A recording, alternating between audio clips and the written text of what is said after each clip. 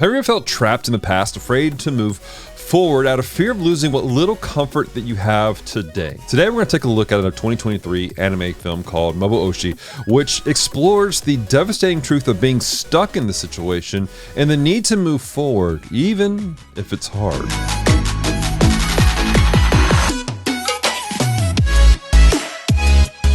Hello, devoted geeks, and welcome to Geek Devotions, a show from devoted geeks who are devoted to letting you know you're loved. I'm Dallas. I'm so glad you've hit the play button today. If you're new to our show, we take geek pop culture items like movies, video games, and comic books, and we use it so people know they're loved. So if you don't watch past this moment or this, we love you, care about you. There is a plan and purpose for your life. Do not give up. As I said, we're talking about an anime film that came out on Netflix this past year. It came out actually in Japan last year called Maboroshi. I'm saying it wrong and I apologize. And it's a really interesting film that's pretty deep. And I don't have enough time to give you guys a really great explanation here. But if you guys will, check out the article we posted up on our website earlier today. I'll put a link in the description down below that gives a better review of the film, whether or not maybe you should check it out. That being said, let me try to sum it down real quickly. At its essence, it follows a young man named Masamune who him and his friends live in a mysterious town that is frozen in time after a disaster, and it will stay this way as long as they all stay the same. But after the discovery of a very wild young lady, they realize that they're not meant to be this way.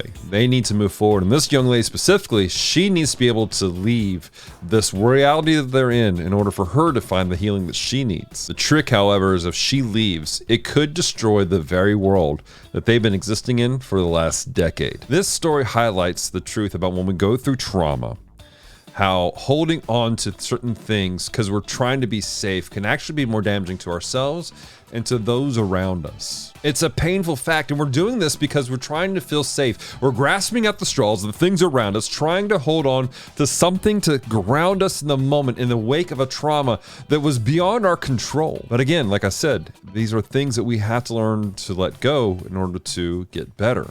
I can't help but think about the people of Israel, specifically in the book of Isaiah, chapter 43. And at this point in time, they've been in captivity for some time. Many have already succumbed to the fear and despair of, well, this is our life, this is who we are. And some are trying to cling to old ways, thinking it's the way forward. However, we see these things said in Isaiah chapter 43, verses 18 and 19. Remember not the former things, nor consider the things of old. Behold, I am doing a new thing.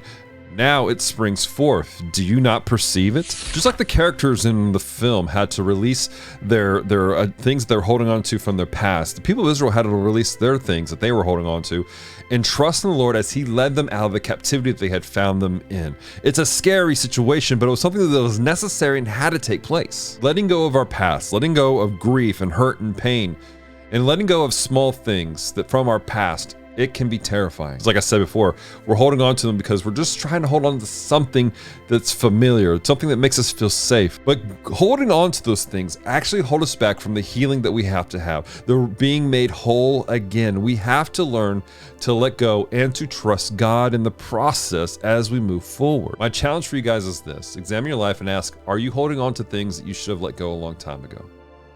There are places that the Lord is trying to lead you. He's trying to help you to grow, trying to help you to heal from past trauma and pain, but you're holding on to different aspects that instead of helping you to grow past that moment, you're actually victimizing yourself more and more, being hurt even on a regular basis.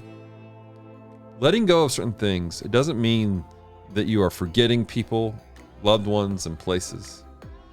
But it does mean you're not allowing the pain to victimize you anymore, and you're allowing yourself to grow as the Lord leads you. Kind of a short devotion for you guys, but it's one that I think it lands for a lot of folks, in the fact that we often, I myself, have held on to things of the past, and it has hurt me in a tremendous way.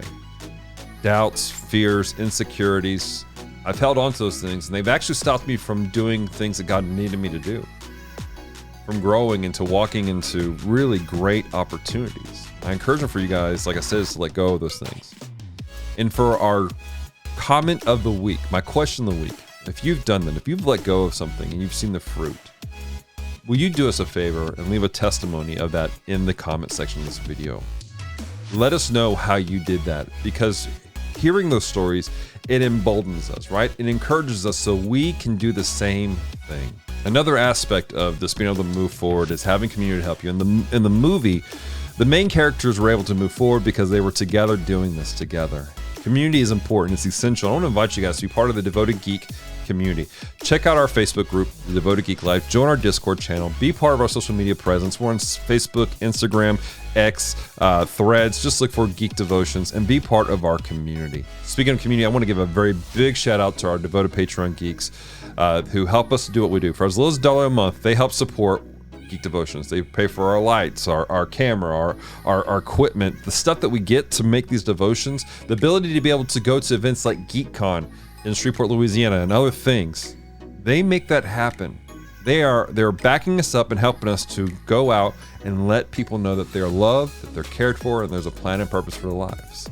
And if you'd like to become a devoted Patreon geek, visit our website, geekdevotions.com, and check the support page there. I say this regularly, I'm going to say it again. We are so thankful for the help that we are given, not just monetarily, but those who just encourage us on a regular basis, that leave us messages and encourage our team and check out the website and they leave comments about what's taking place, whether it's on the Gundam Watch podcast or the Bottom Shelf podcast, interacting with us on the different platforms. That encourages myself, Celeste, and our team as we work to make a difference in the world.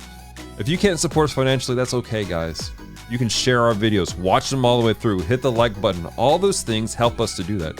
At the same time, a big encouragement for us is for you to take the stuff you get from these episodes of Geek Devotions and you use it. You use it to encourage people.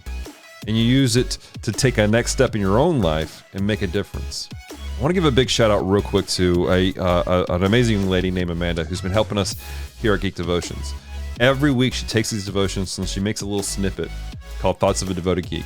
And it's just kind of a continuating thought from these devotions. And I so appreciate her doing that because we post those up on Instagram and we post them up on Facebook. And it's not just extra content, it's stuff that's designed to encourage people, to inspire them to take their own next step. And so I just want to say publicly, Amanda, thanks so much, sis. You're amazing. You're a rock star, madam. And for those of you listening, I want to encourage you to do what she's doing. What's your next step? Where does this devotion take you? Let us know. We'd love to hear from you. All that being said, ladies and gentlemen, until next time, stay devoted, peace and love.